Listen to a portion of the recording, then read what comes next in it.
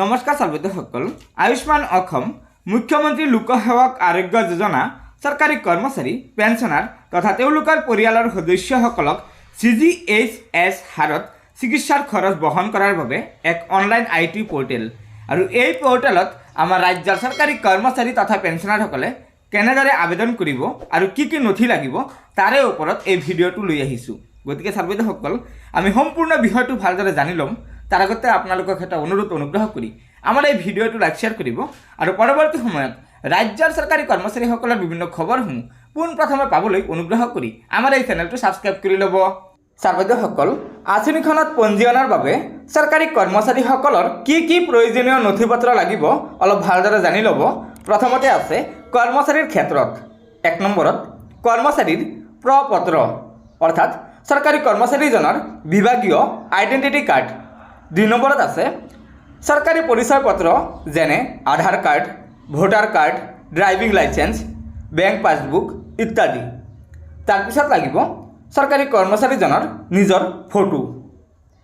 দ্বিতীয়তে আছে পৰিয়ালৰ লোকৰ ক্ষেত্ৰত অৰ্থাৎ চৰকাৰী কৰ্মচাৰী এজনৰ পৰিয়ালৰ যিসকল লোক আছে তেওঁলোকৰ কি কি ডকুমেণ্ট লাগিব।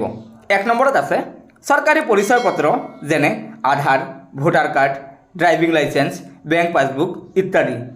2 নম্বৰত আছে পৰিয়ালৰ লোকসকলৰ নিজৰ ফটো লাগিব। 3 নম্বৰত সম্পৰ্কৰ প্ৰমাণপত্ৰ অৰ্থাৎ চৰকাৰী কৰ্মচাৰীজনৰ লগত পৰিয়ালৰ ব্যক্তিসকলৰ নাম থকা যিকোনো প্ৰমাণপত্ৰৰ প্ৰয়োজন পৰিব। তাৰপিছত আছে পৰিয়ালৰ গ্ৰুপ ফটো অৰ্থাৎ কৰ্মচাৰীজনৰ সৈতে পৰিয়ালৰ এখন গ্ৰুপ ফটোৰ প্ৰয়োজন পৰিব। তাৰপিছত আছে আমাৰ চৰকাৰী পেঞ্চনাৰসকলৰ ক্ষেত্ৰত কি কি ডকুমেণ্টৰ প্ৰয়োজন পৰিব।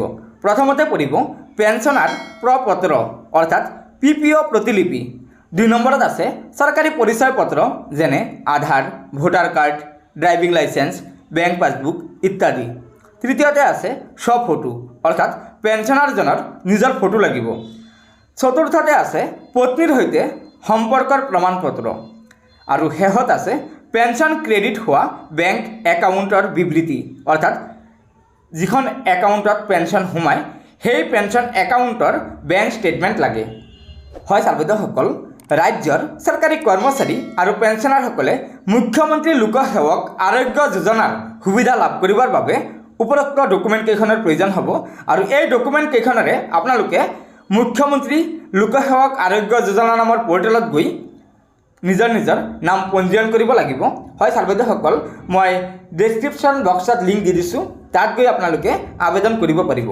গতিকে ছাত্ৰসকল এয়া নিশ্চয় আমাৰ ৰাজ্যৰ চৰকাৰী কৰ্মচাৰী আৰু পেঞ্চনাৰসকলৰ বাবে এটা অত্যন্ত সুখবৰ। আশা কৰিছোঁ আপোনালোকে আমাৰ এই ভিডিঅ'টো লাইক শ্বেয়াৰ কৰিব আৰু পৰৱৰ্তী সময়ত ৰাজ্যৰ চৰকাৰী কৰ্মচাৰীসকলৰ বিভিন্ন খবৰসমূহ পোনপ্ৰথমে পাবলৈ অনুগ্ৰহ কৰি আমাৰ এই চেনেলটো ছাবস্ক্ৰাইব কৰি ল'ব।